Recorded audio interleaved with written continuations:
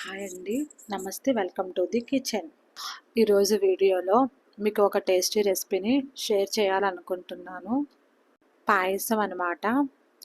ఎప్పుడు మనం ఇంట్లో చేసుకునే సేమియా పాయసం, సగ్గుబియ్యం పాయసం ఇలాంటివి కాకుండా ఇలా శనగపప్పుతో ఒకసారి ట్రై చేయండి.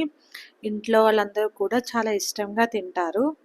మనం ఇంట్లో ఎప్పుడైనా హెల్తీగా ఒక పాయసాన్ని ట్రై చేయాలి అనుకుంటే ఇలా చేయవచ్చు. పాయసం తినేటప్పుడు మధ్య మధ్యలో పప్పులు తగులుతూ చాలా రుచిగా ఉంటుంది. మరి ఇక లేట్ చేయకుండా ఎలా చేసుకోవాలో వీడియోలోకి వెళ్ళిపోదాం రండి. ఫస్ట్ అయితే ఈ పాయసాన్ని తయారు చేసుకోవడానికి కొన్ని ఇంగ్రీడియంట్స్ అయితే నానబెట్టుకోవాలి. ఫస్ట్ వన్ వచ్చేసి శనగపప్పు. మనం ఇంట్లో ఏ బౌల్తో అయినా కొలుసుకోవచ్చు. అన్ని ఇంగ్రీడియంట్స్ అదే బౌల్తో కొలుసుకుంటే సరిపోతుందండి.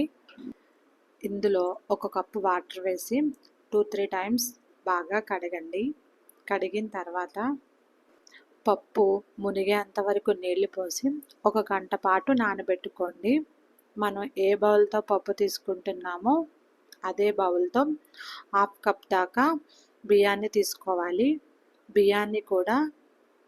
బియ్యాన్ని కూడా ఇంకొక బౌల్లో వేసుకుని శుభ్రంగా కడిగి నీళ్లు పోసి బియ్యం కూడా నానబెట్టుకోండి. ఇలా పప్పు బియ్యం నానిన తర్వాత అదే బౌల్లో 1/4 కప్పు దాకా సగ్గుబియ్యాన్ని ఇంకో బౌల్లో వేసుకుని నీళ్లు పోసి బాగా కడిగి మళ్ళీ నీళ్లు పోసి ఒక 10 నిమిషాల పాటు నానబెట్టుకోండి. సగ్గుబియ్యాన్ని పప్పుతో పాటు నానబెట్టుకుంటే చాలా ఎక్కువగా నానిపోతుందండి. సో మీరు పాయసం చేసేటప్పుడు సగ్గుబియ్యం తగలకుండా అందులో కలిసిపోయి చిక్కగా అయిపోతుందన్నమాట. అందుకని సగ్గుబియ్యాన్ని ఎక్కువసేపు నానబెట్టవద్దు. జస్ట్ 10 నిమిషాలు నానబెడితే సరిపోతుందన్నమాట. ఇప్పుడు పాయసం చేసుకోవడానికి స్టవ్ మీద కళాయి పెట్టుకోండి. అందులో ఏ బౌల్తో అయితే తీసుకున్నామో అదే బౌల్తో 8 కప్పుల దాకా నీళ్లు వేసుకోండి. నేను పప్పుని బియ్యాన్ని వేసిన వాటర్ కూడా ఇందులోనే వేసి వాడేస్తున్నానండి. సో టోటల్గా 8 కప్స్ వేసుకోవాలన్నమాట. నీళ్లు పోసిన తర్వాత కొంచెం ఉప్పు వేయండి. 1/2 టీ స్పూన్ లేదా 1/4 టీ స్పూన్ ఉప్పు వేసుకుని ఈ నీళ్లు తెల్లగాగనివ్వండి.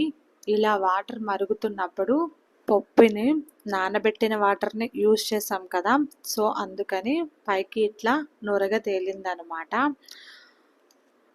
మరుగుతున్నప్పుడు ఇందులోకి మనం నానబెట్టుకున్న పచ్చిశనగపప్పుని అలాగే 10 నిమిషాలు నానబెట్టుకున్న సగ్గుబియ్యాన్ని కూడా ఇందులో వేసుకోవాలి. పప్పుని కాస్త ఉడకనివ్వాలి. మీడియం ఫ్లేమ్లో పెట్టి మూత పెట్టుకొని ఉడికించండి.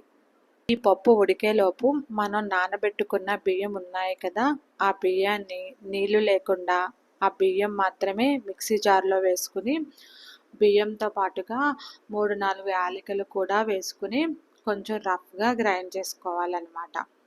చూడండి, ఇక్కడ చూపిస్తున్నాను కదా, ఈ విధంగా రవ్వలా గ్రైండ్ చేసిన బియ్యాన్ని పక్కన పెట్టేయండి. ఇప్పుడు మనం ఉడికించుకున్న పప్పుని చూద్దాము. ఇలా మెత్తగా ఉడకాలన్నమాట. అంటే కొంచెం పలుకుగా ఉండాలి, అలాగే సాఫ్ట్గా ఉడకాలి. ఇలా పప్పు ఉడికిన తర్వాత మనం ముందుగా గ్రైండ్ చేసుకున్న బియ్యం రవ్వని ఇందులో వేసుకోవాలన్నమాట. యాక్చువల్గా రవ్వగా ఉంటుంది కాబట్టి మీరు పాయసంలో వేసేటప్పుడు ఉడికించేటప్పుడు ఉండలు కట్టవండి. మంటను తగ్గించి మూత పెట్టి ఉడికించాలి. ఇలా ఉడికించిన తర్వాత రవ్వ అనేది ఉడికిందో లేదో చేతితో చెక్ చేసుకోండి. రవ్వ ఉడికిన తర్వాత ఇందులోకి బెల్లం వేసుకోవాలి. మనం ఏ బౌల్తో అయితే అన్నీ కొలుచుకున్నామో అదే బౌల్తో 1.5 కప్పు నుంచి 2 కప్పుల దాకా బెల్లం పడుతుంది.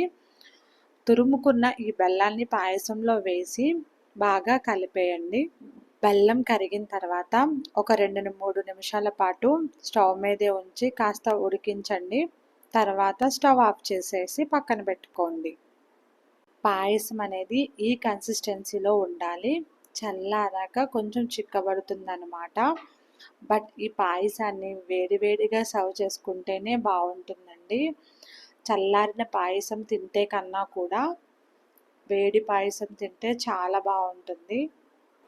ఇప్పుడు మళ్ళీ స్టవ్ మీద చిన్న తాలింపు గిన్నెను పెట్టుకుని 2-3 స్పూన్స్ నెయ్యిని వేసుకోండి. నెయ్యి కరిగిన తర్వాత ఇందులోకి మీకు నచ్చిన డ్రై ఫ్రూట్స్ వేసుకుని